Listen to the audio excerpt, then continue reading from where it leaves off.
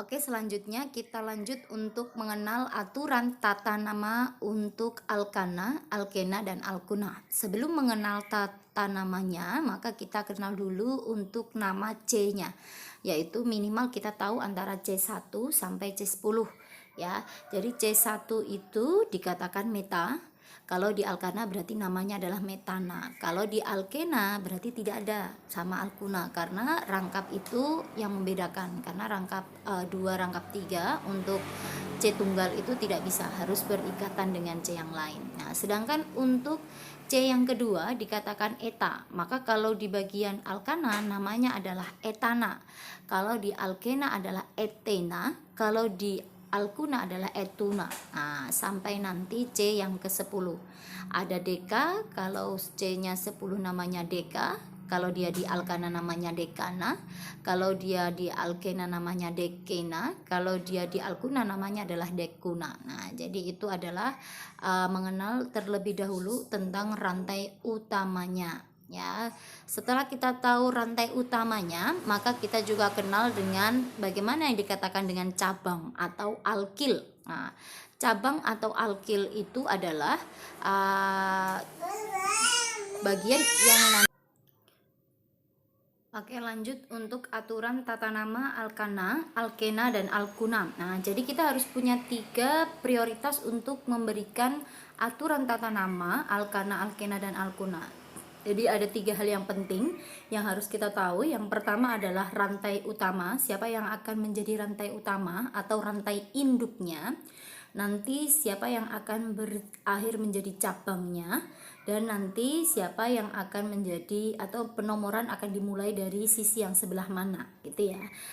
Kita lanjut ke bagian penamaan untuk alkana terlebih dahulu. Untuk rantai utama alkana, ternyata nanti kita harus memilih rantai yang paling panjang dan mengikat cabang yang terbanyak. Jadi ibaratnya kalau pohon itu berarti yang semakin dia tinggi dan semakin cabangnya banyak, itu berarti dia kokoh ya. Sedangkan alkena dan alkuna, pokoknya dia harus selalu melewati rangkapnya terlebih dahulu, baru dipilih yang terpanjang dan mengikat banyak cabang. Untuk alkil atau cabang, nah dia nanti yang mengikat itu misalnya alkil akan lebih dari satu, maka nanti alkil dikatakan ada 2 bagian. Kalau dia lebih dari satu dan dia sejenis, maka dikatakan nanti harus diberikan awalan. Misal ada metil, metil yang mengikat di dalam rantai utama, maka nanti ada 2 metil itu disebut dengan di2, ada 3 disebut di tri, ada 4 ada disebut di situ adalah tetra dan sebagainya.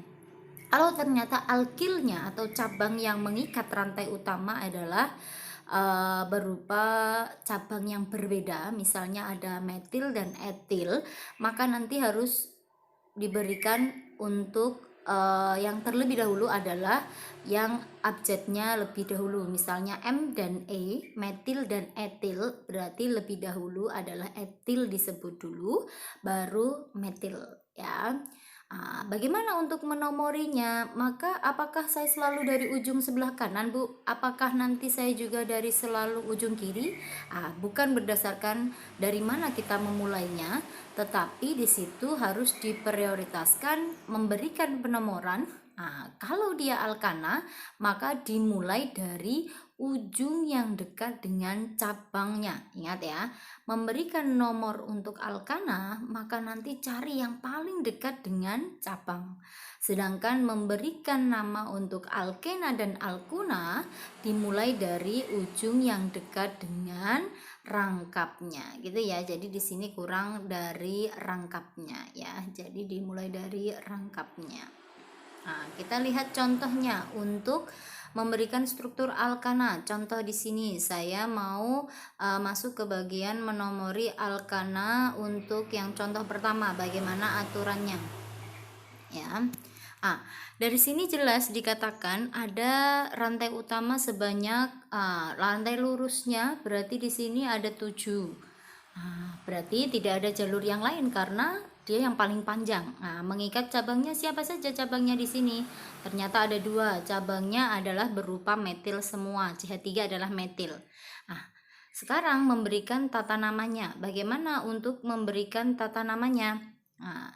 Berarti setelah kita tadi identifikasi, untuk dia rantai utamanya ada 7 dan ada 2 cabangnya di situ, maka dimulai dari ujung sebelah mana? Apakah saya kiri atau kanan? Nah, kita lihat prioritasnya. Kalau sebelah kiri, berarti untuk cabangnya lebih dekat atau lebih jauh. Nah, 1, 2, 3. Berarti CH3 ini dia nomor ketiga. Sedangkan nanti kalau misalnya kita mulai dari sebelah kanan, sebelah sini, maka nanti hitungannya berarti CH3 berada di C keempat. Nah, maka kita akan mengikutnya dari yang paling ujung sebelah kiri ini lebih dahulu. Berarti dia akan diprioritaskan C-nya 1, 2, 3, C nomor keempat, C kelima, C keenam, dan C ketujuh. Maka bagaimana cara memberikan nomornya? Nah, kita menyebutkan untuk cabang tersebut berada di C keberapa? Ternyata cabang tersebut berada di C ketiga, berarti 3. Nah, cabang lagi ada berada di C keempat, maka disebutkan semua. Posisi 3,4 karena cabangnya sejenis metil dan metil, maka akan diganti dengan awalan di, ya. Berarti 3,4 di metil dan rantai utamanya sebanyak 7, maka C7 adalah hepta. Karena dia rantai tunggal, maka disebut heptana. Nah, sehingga namanya adalah 3,4 dimetil heptana. Nah, seperti itu. Terus bagaimana Bu contohnya lagi? Oke, kita lihat dari sini. Misalnya kita punya contoh untuk bagaimana kita bisa memberikan namanya adalah 3 metil heksana. Nah, kita lihat.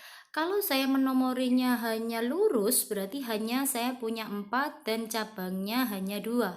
Nah, tetapi kita harus mencari alternatif lain karena untuk memilih alkana, rantai utamanya adalah yang terpanjang dan cabangnya yang terbanyak. Jadi cara yang terpanjang lebih dahulu. Nah, ternyata dari sini kita bisa menggok, kita bisa memberikan di sini rantainya tidak selamanya rantai utama selalu lurus, berarti di sini akan menjadi rantai utamanya sebanyak 7 dan cabangnya itu 1, ya.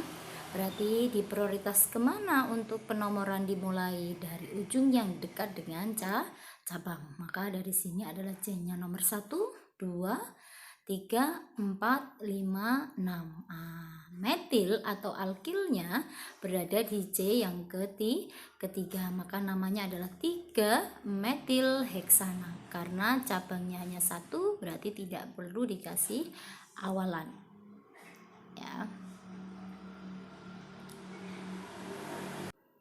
Oke, bagaimana aturan untuk penamaan tata nama alkena? Hampir sama seperti tadi alkana, tetapi prioritasnya untuk memilih alkena untuk rantai utamanya akan selalu dia melewati yang namanya rangkapnya. Nah, berarti dari sini ini adalah rangkapnya, maka selalu harus dilewati. Cari yang terpanjang melewati rangkap. Di sini adalah lurus ternyata, ya. Satu hanya cabang. Maka kita lihat dari sini tetap memberikan nama dimulai dari nomor untuk cabangnya terlebih dahulu, berarti ada 5 metil, dan diberikan nomor untuk C untuk rangkap itu sendiri. C rangkap itu terletak di nomor kedua, maka namanya adalah 5 metil 2 heksena. Jadi di sini jangan lupa 2 itu berarti letak dari C rangkapnya itu tersendiri, heksena, ya. Nah, bagaimana untuk penomoran dari tata nama struktur alkuna? Nah, alkuna juga hampir sama seperti alkena, tetapi enanya diganti menjadi una. Nah, contoh dari sini kita lihat.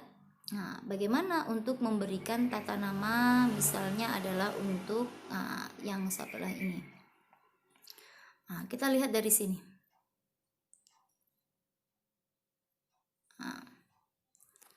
Memberikan tata nama untuk alkuna berarti lihat prioritas harus melewati ikatan rangkapnya. Jadi sebelah sini harus diikuti terus. Nah, apakah ada menggok? Adakah dia lurus? Ternyata lurus di sini lebih bagus karena dia yang paling panjang.